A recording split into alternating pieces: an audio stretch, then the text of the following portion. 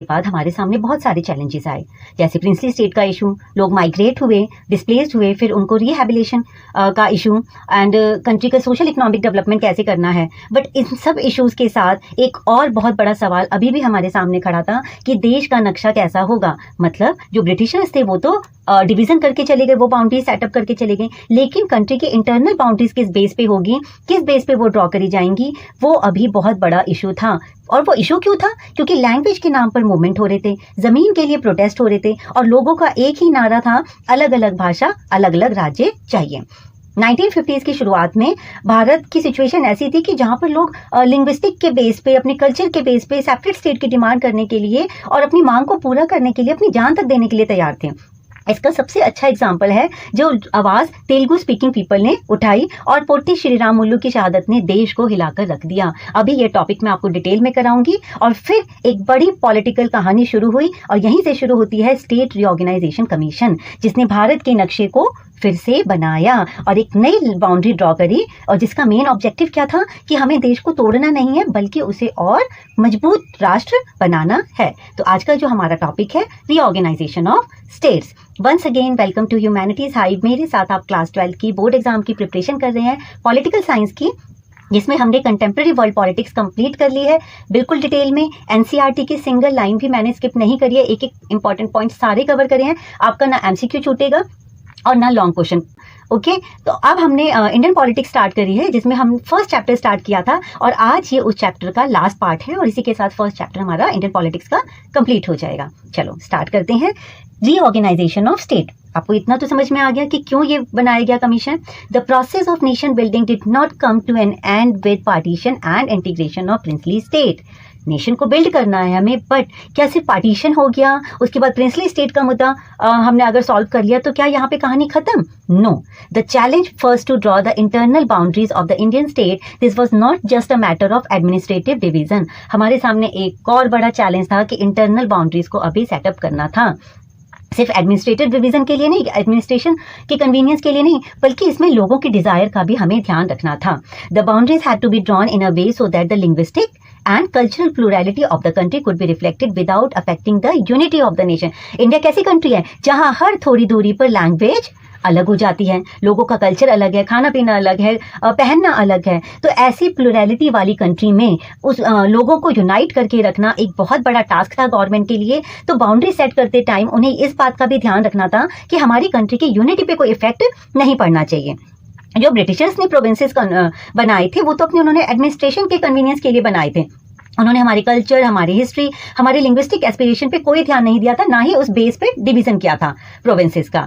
But हमारे जो national leader थे, our national movement had rejected these division. जो ब्रिटिशर्स ने डिवीजन किया था एडमिनिस्ट्रेशन कन्वीनियंस के लिए, वो उससे एग्री नहीं थे, वो इसे आर्टिफिशियल मानते थे और उन्होंने जनता से ये प्रॉमिस किया था the linguistic principle as the basis of formation of state, कि जब भारत आजाद होगा और फिर हम जो स्टेट्स बनाएंगे, जो बाउंड्री सेटअप करेंगे, उसका जो बेस होगा वो लिंग्विस्टिक होगा। इट मीन्स भाषा के आधार पर राज्यों का विभाजन होगा। ये आप मैप देख सकते हैं, India after reorganisation administrative map 1961। इसमें लिंग्विस्टिक को आधार बनाया गया। In fact the demand for linguistic state came up as early as 1921। No doubt 1921 से ही भाषा के आधार पर जो डिमांड थी लोगों की वो शुरू हो गई थी और कांग्रेस पार्टी ने भी इसको सही समझा, क्योंकि वो भी लोगों को यूनाइट करने के लिए भाषा को आधार बना रही थी। वो महात्मा गांधी भी कहीं ना कहीं इस बात से सहमत थे कि भाषा के आधार पर अगर राज्य बनाए जाएंगे तो इससे हमारी देश की एकता बनी रहेगी और जो छोटे मोटे डिस्प्यूट्स हैं, कॉन्फ्लिक्ट्स हैं लोगों में, वो नहीं होंगे। Many provincial Congress committees were created by linguistic zone, linguistic के आधार पर बनी थी, which did not follow the administrative division of British India. और जो ब्रिटिशर्स का डिवीजन था एडमिनिस्ट्रेशन के लिए हमारी कंट्री में प्रोविंसेस का, उसको उन्होंने कांग्रेस ने एक्सेप्ट नहीं किया। And things changed after independence and partition. लेकिन पार्टीशन के बाद, इंडिपेंडेंस के बाद थोड़ा लीडर्स की सोच में बदलाव आया। कुछ लीडर्स क्या सोचने लग गए कि carving out states on the basis of language might lead to disruption and disintegration, कि अगर भाषा के आधार पर अगर हम डिवीजन करते हैं राज्य बनाते हैं, तो इससे कंट्री की यूनिटी को खतरा है, डिसरप्शन होने के चांसेस है और कंट्री के डिसइंटीग्रेशन होने के चांसेस हैं। कंट्री छोटे छोटे टुकड़ों में डिवाइड हो जाएगी and this would draw attention away from other social economic challenges that the country face. और इससे क्या होगा, जो हमारे सामने अदर चैलेंजेस हैं कंट्री को सोशल और इकोनॉमिक डेवलपमेंट करने का, वो चैलेंजेस से हमारा ध्यान हट जाएगा और हमारा ध्यान लोगों के कॉन्फ्लिक्ट्स को ही सुलझाने में लगा रह जाएगा, क्योंकि देश तो छोटे छोटे टुकड़ों में बट जाएगा अगर हम भाषा के आधार पर राज्य बनाएंगे तो। But the central leadership decided to postpone matters. ठीक है, ये मुद्दा तो बाद में भी सुलझ जाएगा, हम बाद में इंटरनल बाउंड्री सेटअप कर लेंगे। क्यों? क्योंकि अभी अभी तो प्रिंसली स्टेट का मुद्दा भी बहुत बड़ा मुद्दा है, उन सबको अपने साथ मर्ज करना है, क्योंकि उससे तो अलग देश ही बनने के चांसेस है। अगर हम उनको यूनाइट नहीं करेंगे तो भारत पता नहीं कितने टुकड़ों में बट जाएगा। Also the memory of partition was still fresh, और अभी अभी तो देश का पार्टीशन हुआ था, तो इस मुद्दे को साइड रखते हैं। लेकिन बात यहाँ पे खत्म नहीं हुई। The decision of the national leadership was challenged by local leaders, very very important line, and the people. ठीक है, नेशनल लीडर्स ने कह दिया कि चलो इस इशू को साइड रखते हैं, बाद में हम बाउंड्री सेटअप करेंगे लिंग्विस्टिक के बेस पे। लेकिन जो लोकल लीडर्स थे, जो लिंग्विस्टिक के बेस पे चाहते थे कि राज्य बने, उन्होंने नेशनल लीडर्स के इस बात को नहीं माना और जो भाषा के आधार पर जो राज्य की मांग थी वो बढ़ती चली गई और उसके लिए मूवमेंट बढ़ते चले गए। और इसका सबसे अच्छा एग्जाम्पल है Andhra Pradesh, the first state to be formed on linguistic basis. अपने आप में बहुत इंपॉर्टेंट लाइन है, अपने आप में एक क्वेश्चन है ये कि द फर्स्ट स्टेट जो लिंग्विस्टिक बेस पे बनी, दैट इज आंध्र प्रदेश। चलो स्टार्ट करते हैं। प्रोटेस्ट बिगेन, अभी मैंने जब स्टार्टिंग में आपको पोटी श्री रामुलु के बारे में बताया था कि तेलुगु स्पीकिंग पीपल ने डिमांड करी थी सबसे पहले लिंग्विस्टिक के बेस पे, उसके बाद ही अदर स्टेट ने भी उसको देखा देखी डिमांड शुरू कर दी। Protest began in the Telugu speaking areas of the old Madras province which included present day Tamil Nadu, parts of Andhra Pradesh, Kerala and Karnataka. इन सब का थोड़ा थोड़ा हिस्सा जुड़ा हुआ था और यहाँ की तेलुगु स्पीकिंग पीपल ने डिमांड शुरू करी कि जो हमारा तेलुगु स्पीकिंग वाला एरिया है उसको अलग कर दिया जाए भाषा के आधार पर। और क्या मूवमेंट चलाया? Vishal Andhra movement, as the movement for a separate Andhra was called, demanded that the Telugu speaking area should be separated from the Madras. Clear? कि जो तेलुगु स्पीकिंग एरिया है उसको मद्रास से अलग कर दो। And province of which they were a part and be made into a separate Andhra province. और Telugu speaking people की डिमांड थी कि उनके लिए अलग राज्य बनाया जाए, Andhra province. All the political forces in the Andhra region were in favour of linguistic organisation of the Madras province. और जितने भी लीडर्स थे वो मतलब लोकल लीडर्स जो थे आंध्र रीजन के, वो इस लिंग्विस्टिक रीऑर्गेनाइजेशन के फेवर में थे कि हाँ भाषा के आधार पर जो आंध्र प्रदेश है वो बनना चाहिए। तेलुगु स्पीकिंग पीपल की जो डिमांड है वो बिल्कुल जेन्युइन है। मैनी अगले incidents occurred in the wake of the Vishal Andhra movement धीरे धीरे बढ़ता चला गया, वायलेंस होने लग गया, अगले इंसिडेंट होने लग गए और इनको लीड करा पोटी श्री रामुलु जो कि कांग्रेस लीडर थे and a veteran Gandhi ji के फॉलोअर थे, and went on an indefinite fast that led to his death after 56 days. और भूख हड़ताल पर बैठे तो 56 दिन के बाद उनकी डेथ हो गई। उनकी डेथ होने के बाद जो ये मूवमेंट था विशाल आंध्रा मूवमेंट, उसने और ज्यादा वायलेंट रूप ले लिया and this cause great unrest and resulted in violent outburst in Andhra region. Situation इतनी ज्यादा आउट ऑफ कंट्रोल हो गई, लोग अपनी सड़कों पर उतर आए और अपनी डिमांड जो थी उनकी भाषा के आधार पर राज्य की वो और ज्यादा बढ़ गई, इतनी ज्यादा बढ़ गई कि सरकार को जनता के डिजायर के सामने झुकना पड़ा। People in large numbers took to the streets and many were injured or lost their lives in police firing. कितने सारे लोगों ने अपनी जानें गंवा दी। And in Madras several legislature resign their seats in protest. Legislatures ने रिजाइन दिया, उन्होंने भी प्रोटेस्ट का साथ दिया। And finally the prime minister Pandit Jawaharlal Nehru announce the formation of a separate Andhra state in December 1952। और फाइनली गवर्नमेंट को जनता की बात माननी पड़ी और 1952 में दिसंबर 1952 में एक सेपरेट आंध्र स्टेट बनाया गया। And Andhra Pradesh was the first state to be formed on a purely linguistic basis. Very very important line. तो अब यहाँ पे आंध्र प्रदेश का मूवमेंट चलो खत्म हो गया, सेपरेट सरकार ने बात मान ली, तो यहाँ पे क्या मुद्दा खत्म हो गया? इसके पीछे अब अदर स्टेट को भी मौका मिल गया कि जब इस राज्य को भाषा के आधार पर बनाया जा सकता है तो फिर और भी स्टेट सामने आ गई।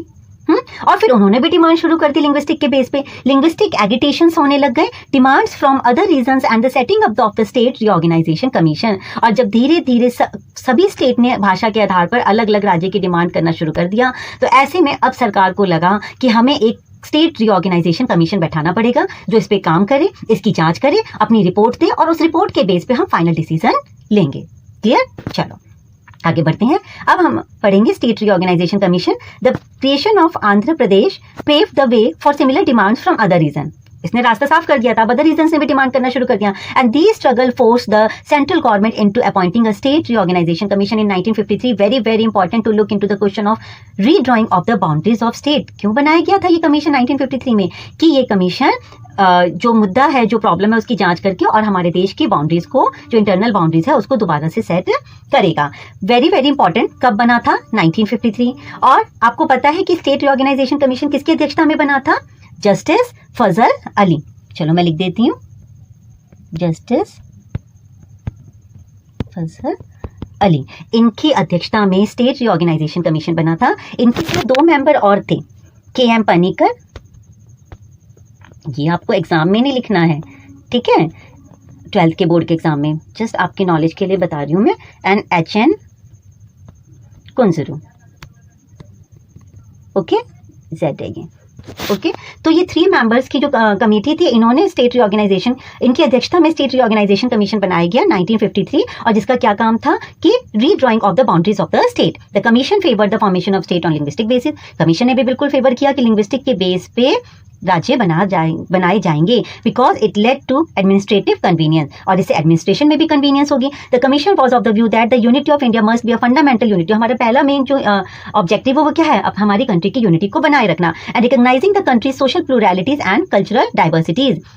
और स्टेट्स की बाउंड्री सेटअप करते टाइम हम प्लूरैलिटी का और कंट्री की यूनिटी का, कल्चरल डाइवर्सिटीज का पूरा ध्यान रखा जाएगा, लोगों की एस्पिरेशंस का पूरा ध्यान रखा जाएगा। On the basis of its report the state reorganisation act was passed in 1956, और फाइनली 1956 में ये एक्ट पास हुआ, and this led to the creation of 14 states and 6 union territories. 1956 में 14 स्टेट और 6 यूटी बने, और अब हम कहाँ हैं? 14 to 28, 6 to 8, 14 से 28 और 6 से 8 तक का सफर हमने कर लिया है 56 से, और आज हम हैं 2025 में, ओके। तो एट प्रेजेंट कितनी स्टेट्स हैं? 28 स्टेट्स एंड 8 आपकी यूनियन टेरिटरीज।